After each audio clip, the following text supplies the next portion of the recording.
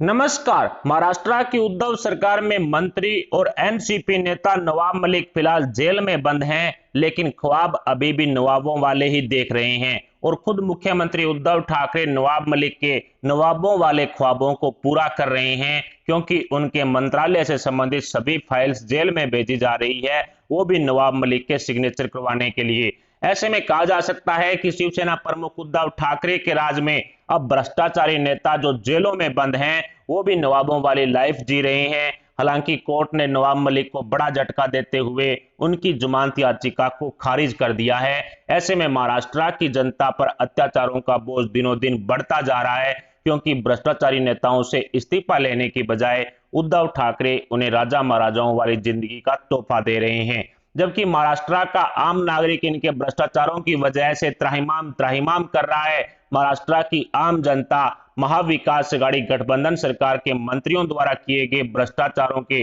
बोझ तले दब चुकी है। कभी उद्धव सरकार के गृह मंत्री 100 करोड़ रुपए वसूली करने के आरोप में जेल चले जाते हैं, तो कभी उद्धव सरकार के पुलिस अधिकारी सचिन वजे और परमवीर सिंह को भ्रष्टाचारों के आरोप में जेल में डाल दिया जाता है। और अभी एनसीपी नेता नवाब मलिक के अंडरवर्ल्ड डॉन दाऊद इब्राहिम के साथ संबंधों को लेकर अवैध जमीन पर अवैध कब्जा करने के मामले में ईडी ने शिकंजा कस लिया है और नवाब मलिक को जेल की सलाखों के पीछे भेज दिया है। ऐसे में उद्धव सरकार अब बदलापुर की राजनीति करने पर उतर आई है। जिस तरह से 125 घंटे के वीडियो स्टिंग ऑपरेशन मामले को लेकर के बीजेपी नेता और पूर्व मुख्यमंत्री देवेंद्र फडणवीस से उद्धव की पुलिस जो पूछताछ कर रही है, उससे तो यही नजर आ रहा है कि कहीं ना कहीं उद्धव ठाकरे विपक्ष के नेताओं से बदलापुर की तर्ज पर बदला लेने के मूड में है। लेकिन इसी बदलापुर की राजनीति में एनसीपी नेता और महाराष्ट्र के उप मुख्यमंत्री अजीत पवार ने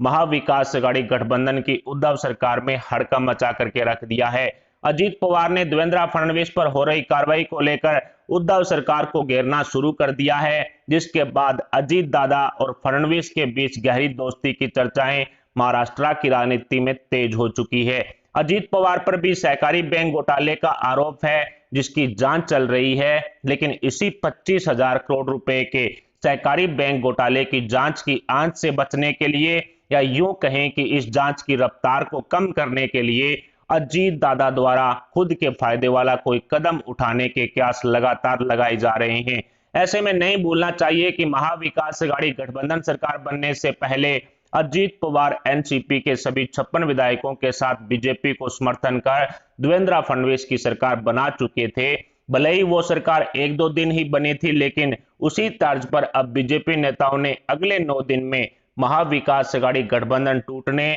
और उद्धव सरकार गिरने की भविष्यवाणी कर दी है, जिसको सच साबित करने के लिए बीजेपी द्वारा एड़ी चोटी का जोर लगाना भी लाजमी है। ऐसे में कहा जा सकता है कि बीएमसी चुनाव 2022 से पूर्व महाराष्ट्र की राजनीति में कोई बड़ा उथल पुथल भी हो सकता है और इसी उलट पुलट में महाविकास अघाड़ी गठबंधन पर संकट के बादल मंडरा सकते हैं। दूसरी तरफ बीजेपी नेताओं द्वारा उद्धव सरकार पर अंडरवर्ल्ड डॉन दाऊद इब्राहिम का दबाव होने का हवाला भी दिया जा रहा है और उसी दबाव के चलते उद्धव सरकार नवाब मलिक से इस्तीफा नहीं मांग रही है। ऐसे में बीजेपी नेता देवेंद्र फडणवीस ने महाविकास अघाड़ी गठबंधन की उद्धव सरकार के खिलाफ मोर्चा खोल रखा है और आए दिन एक से बढ़कर एक खुलासे सबूतों के साथ पेश किए जा रहे हैं। बीजेपी नेताओं द्वारा किए गए इन खुलासों में उद्धव सरकार पूरी तरह से फंसती हुई नजर आ रही है और अब तक उद्धव सरकार के 2 मंत्री इन्हीं खुलासों की वजह से जेल की सलाखों के पीछे जा चुके हैं।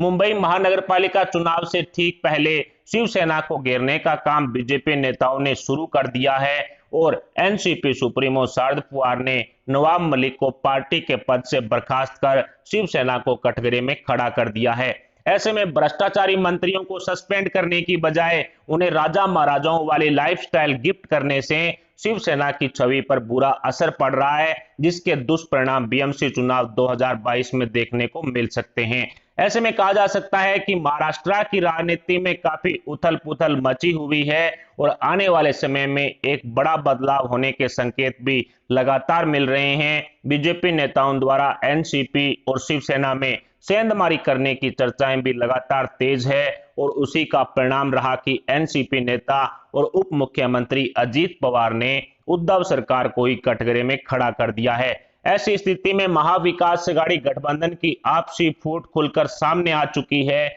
जो भविष्य में एक बड़ा रूप धारण करते हुए उद्धव ठाकरे की सीएम गद्दी पर संकट भी पैदा कर सकती है। महाविकास अघाड़ी गठबंधन में बीजेपी नेताओं द्वारा सेंधमारी की चर्चाएं लगातार तेज है और इस बात को महाराष्ट्र की राजनीति में जोर शोर से उछाला जा रहा है कि अजीत पवार ने बीजेपी नेता देवेंद्र फडणवीस के साथ जाकर के 2 दिन की सरकार बीजेपी की महाराष्ट्र में बना दी थी, जब महाविकास अघाड़ी गठबंधन का निर्माण हो रहा था। ऐसे में चाचा भतीजा यानी कि अजीत पवार और एनसीपी सुप्रीमो शरद पवार के बीच में कुछ भी ठीक नहीं होने का दावा किया जा रहा है। कुछ राजनीतिक ज्ञाताओं द्वारा जो दावा किया जा रहा है उसके अनुसार अजीत पवार शरद पवार से भी खुश नहीं है और अजीत पवार के खिलाफ जिन घोटालों को लेकर के जांच चल रही है उन जांच की आंच से बचने के लिए, उन जांच की रफ्तार को कम करने के लिए अब अजीत पवार खुद के फायदे वाला कोई भी कदम उठा सकते हैं और उसमें सबसे बड़ा कदम यही होगा कि अजीत पवार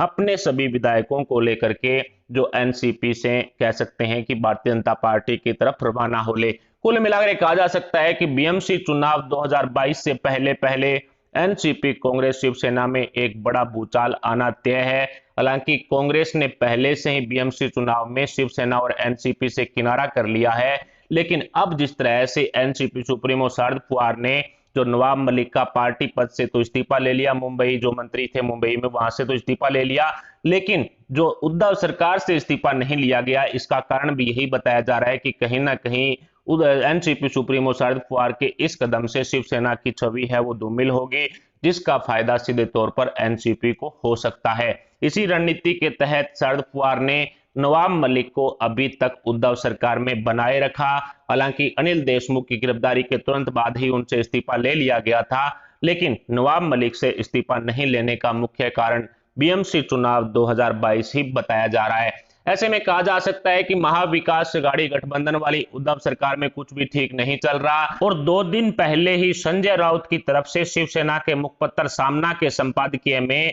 जो मोदी का गुणगान किया गया उसको लेकर के भी कहा जा सकता है कि कई तरह के सवाल उठ खड़े हुए हैं। जिस तरह से पलटी मारबाजी संजय राउत की रही है उसी को ध्यान में रखते हुए संजय राउत ने मोदी जी का गुणगान करना सामना में शुरू कर दिया। अब इसको लेकर के भी कहा जा रहा है कि कहीं ना कहीं शिवसेना में भी आपसी फूट है और उस गुट को खुश करने के लिए मोदी का गुणगान संजय राउत की तरफ से किया जा रहा है। कुल मिलाकर कहा जा सकता है कि एनसीपी सुप्रीमो शरद पवार द्वारा नवाब मलिक का इस्तीफा नहीं लेना बीएमसी चुनाव में शिवसेना को एक बड़ी क्षति की ओर ले जा रहा है। दूसरी तरफ अजीत पवार की तरफ से जो बागी सुर जो अपनाए जा रहे हैं उससे महाविकास अघाड़ी गठबंधन में भी हड़कंप मचना तय है। फिलहाल महाविकास अघाड़ी गठबंधन की उद्धव सरकार के भविष्य को लेकर के आपके क्या विचार हैं? क्या आने वाले समय में भारतीय जनता पार्टी कोई बड़ा कदम उद्धव सरकार गिराने को लेकर के उठा सकती है? इस पर अपने विचार हमें कमेंट बॉक्स में जरूर बताएं। साथ ही वीडियो को लाइक करके हमारे चैनल को सब्सक्राइब जरूर कर लें। अभी के लिए इतना ही, मिलते हैं अगली बड़ी अपडेट अगली न्यूज के साथ। तब तक के लिए जय हिंद,